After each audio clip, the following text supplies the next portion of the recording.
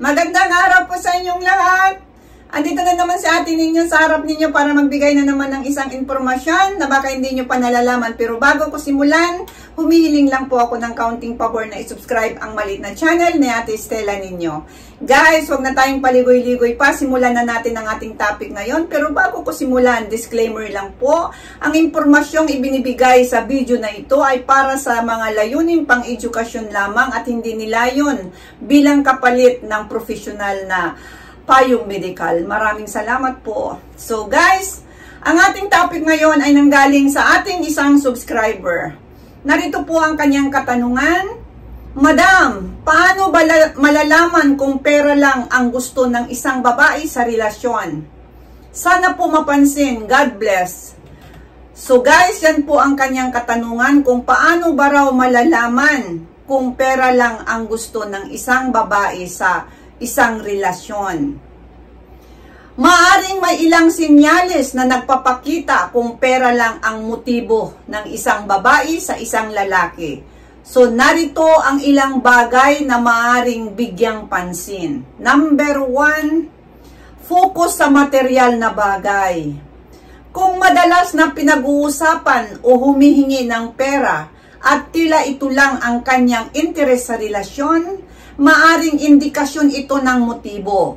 So, ang ibig sabihin, kapag doon lang nakafocus doon sa mga material na bagay, no? Halimbawa, bili mo yan, bili mo to, may kantang pag ano, no?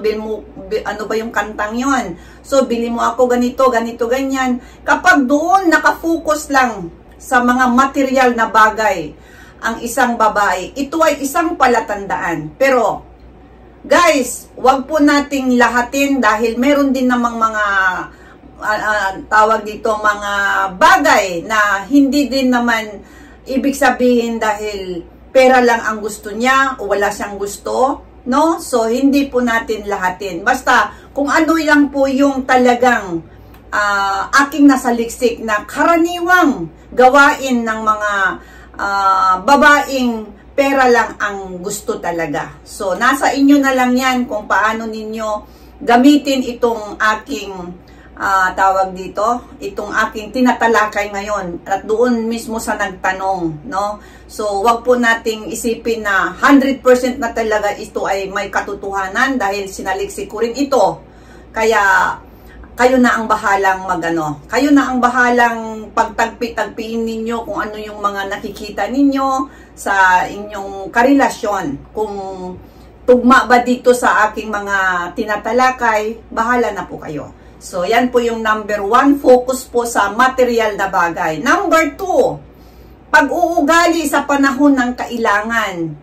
Kapag ang babae ay tila nawawala o hindi na interesado sa relasyon kapag wala ng pera o material na bagay na nakukuha, maaring ito ay isang senyales. So, ang ibig sabihin, sa panahon ng kailangan, halimbawa, wala na siyang nakukuha sa iyo, hindi ka na nagbibigay sa kanya, bigla na lang siyang hindi magparamdam. Yun po ang ibig sabihin, nawawala na siya. Kahit i-contact mo siya, hindi na sumasagot, sasagot man, bihira. So, isa rin po itong isang motibo o senyales, no? So, yan po yung number 2, pag-uugali. At ang number 3 naman, puro pera ang pinag-uusapan. Kung karamihan ng pag-uusap ay tungkol sa pera o kung palaging binibigyang diin ang financial status mo, maaring may kinalaman sa pera ang interest niya. So, yan po, no? Kapag ang tawag yung pinag-uusapan, pabalik-balik ay puro pera na lang. So, ito po ay meron siyang interest doon lamang sa pera.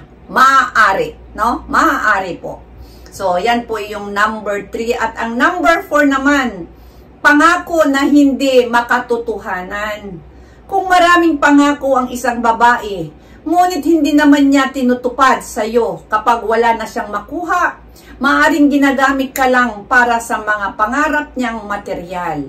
So, yan po ang ibig sabihin na halimbawa, unang-una, marami siyang nakukuha sa iyo, sabihin niya, sige, ano na tayo, magkasintahan na tayo, magpapakasal tayo, magli-live-in tayo.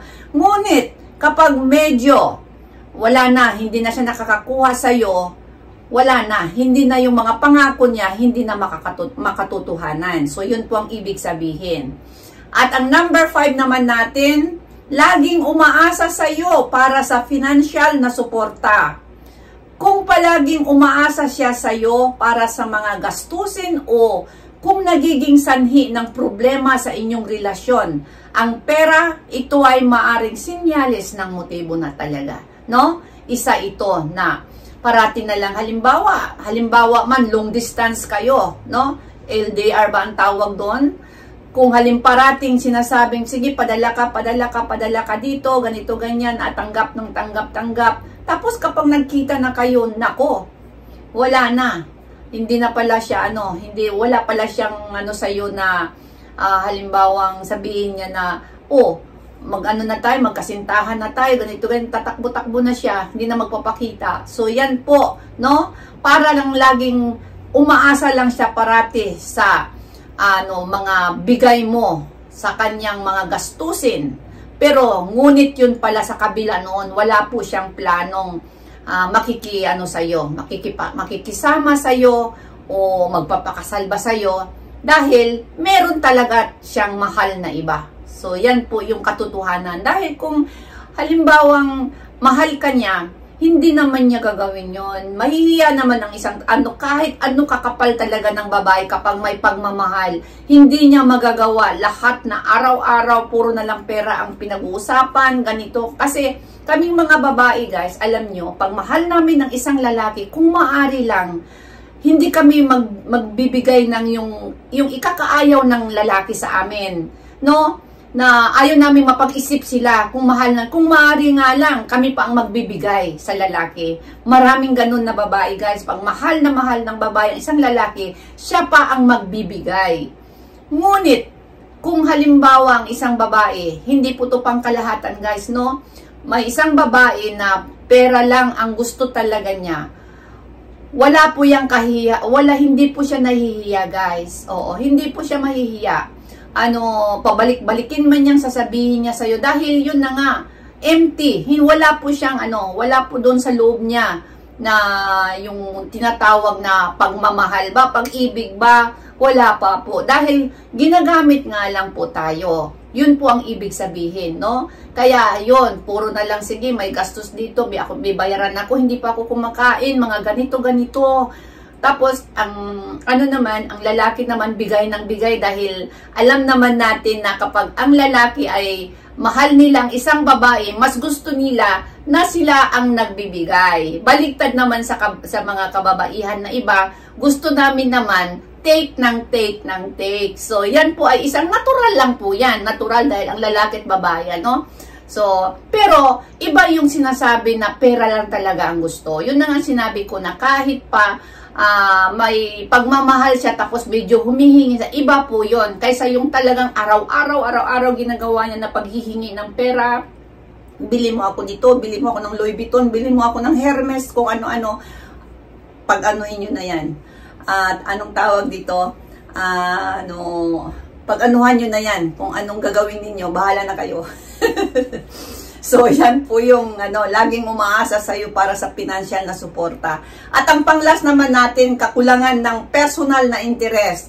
Kung ang babae ay walang interes sa personal na buhay ng karelasyon, opinyon o emosyon ng lalaki, tanging interes lang ay ang material na bagay. So, yun na nga, guys, no? Na kapag walang interes sa personal na buhay ng lalaki, na parati na lang doon sa pera, no? Doon sa kanya lang parati ang nanggagaling ang mga pabor, no? Hindi niya iniisip yung opinion ng lalaki, yung emotion ng lalaki, kung ano-ano pang personal, hindi siya magtatanong kung ano-ano man, basta puro pera. So, yun na, tanging interest lang po ay material na bagay. So, pangkalahatan po ito, mahalagang magpakatotoo at magsalita ng bukas tungkol sa iyong nararamdaman bago pa man humantong sa malaking problema. So, ang ibig sabihin po, no, na anuhin natin, ilabas natin kung ano yung natin nararamdaman. Kasi minsan nagbulag-bulagan tayo na kahit alam na natin na parang meron ng hint,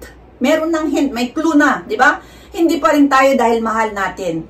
Hindi nyo ba alam, guys, na merong proverb, may kasabihan, actions speak louder than words, ika nga, no? Yung actions talaga ay nagsasalita. Ibig sabihin, mas malakas kaysa sa mga salita.